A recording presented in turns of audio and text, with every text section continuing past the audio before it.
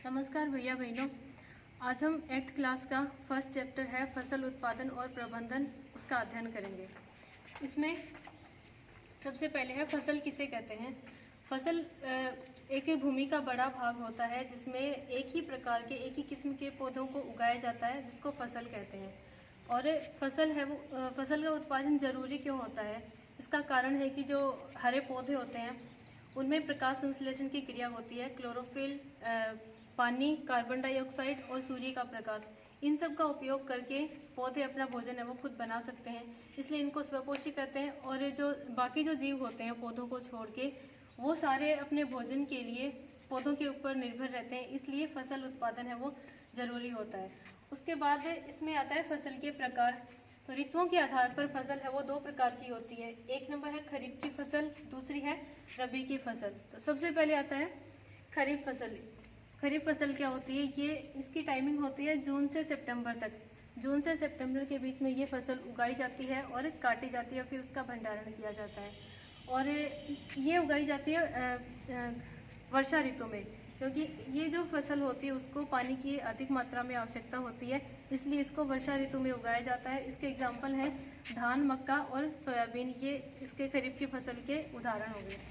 फिर उसके बाद आती है रबी की फसल, इसका दूसरा प्रकार है। इसकी टाइमिंग होती है अक्टूबर से मार्च तक। अक्टूबर से लेकर मार्च के बीच में इस फसल का उत्पादन होता है।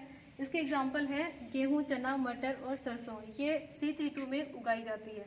तो ये हो गए फसल के प्रकार, खरीफ और रबी। जून से सितंबर तक खरीफ होता है, रबी होती है अक्टूबर से मार्च तक, और इसके आगे उदाहरण है। उसके बाद फसल के उत्पादन के लिए कुछ पद्धतियाँ होती हैं, यानी अलग अलग स्टेप्स में फसल का है वो उत्पादन किया जाता है। और ये जो सारे स्टेप होते हैं, 7 इसके चरण होते हैं, उन सबको मिला के बोलते हैं कृषि पद्धतियाँ। यानी कृषि को उत्पादन करने की कुछ पद्धति होती है, उसको बोलते हैं कृषि पद्धतियाँ।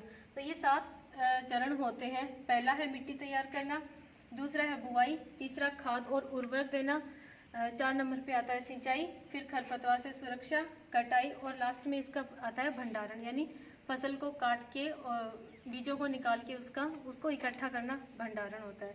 तो ये सारे स्टेप्स के द्वारा फसल का उत्पादन होता है। इसमें पहला स्टेप होता है मिट्टी तैयार करना। ये फसल उत्पादन का पहला चरण है और सबसे महत्वपूर्ण चरण फसल उत्पादन का ये होता है। इसमें क्या करेंगे, किसी भी काम को करने के लिए सबसे पहले उसकी पूर्व तैयारी की जाती है, यानी उसके पहले उस काम को करने से पहले कुछ तैयारियां होती हैं। वो सारी तैयारियां मिट्टी तैयार करना इसी चरण में आएंगी। तो मिट्टी तैयार करना, इसमें क्या होगा, जो खेत की जो ऊपरी परत होती है मिट्टी, जिसके अंदर सारे पोषक तत्व उपस्थित होते हैं, जहाँ पे फसल के बीज को उगाया जाता है, वो उसमें सारे पोषक तत्व उपस्थित होते हैं, और उन्हीं पोषक तत्वों की सहायता से फसल है वो वृद्धि करती है और फसल का उत्पादन होता है।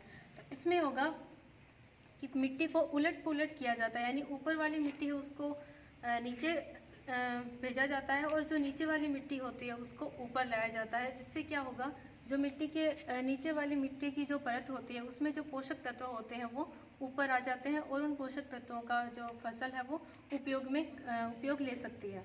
तो इसमें ये जो मिट्टी को उलट पुलट करना और मिट्टी को पोली बनाना, ये जो प्रक्रिया होती है उसको बोलते हैं जुताई। यानी जुताई की प्रक्रिया के द्वारा मिट्टी को उलट पुलट किया जाता है, उसके जो पोषक तत्वों को हो वो मेंटेन किया जा सकता है। उसके बाद आता है बुवाई करना।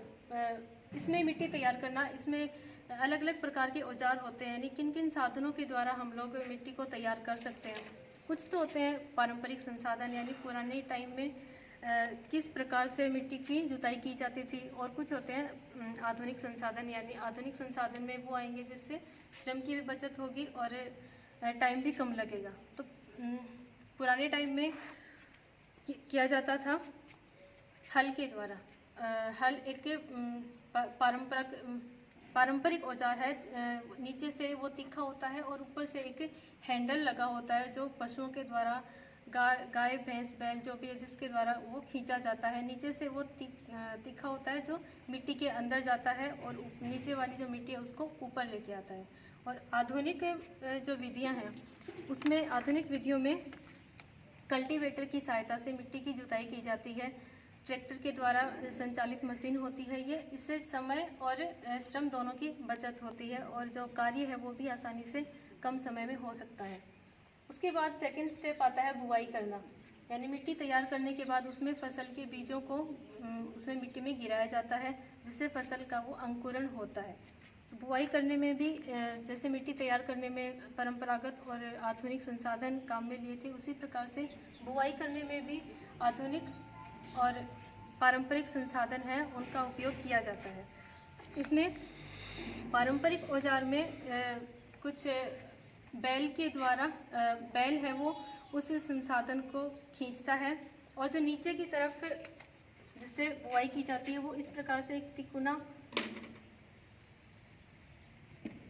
एक मशीन होती है, और ऊपर से ये हैंडल से जुड़ी रहती है, और इसके ऊपर कीप नुमा संरचना इस प्रकार से लगी रहती है। और किसान क्या करता है, इस कीप नुमा संरचना में बीज डालता है, और ये जो एक नलिकाकार संरचना होती है वो आगे अनेक भागों में डिवाइड रहती है, और ये जो अनेक भाग नीचे जाके बीजों को मिट्टी में बुआई करने का कार्य करते हैं। इस प्रकार से पारंपरिक संसाधन है वो कीप नुमा ये जो आकृति होती है, इससे एक नलिकाकार संरचना होती है, ये आगे अनेक भागों में डिवाइड रहती है और नीचे जाके फसल की बुआई करती है। तो ये हो गया इसका पारंपरिक संसाधन। और आधुनिक संसाधन में आता है सीड ड्रिल।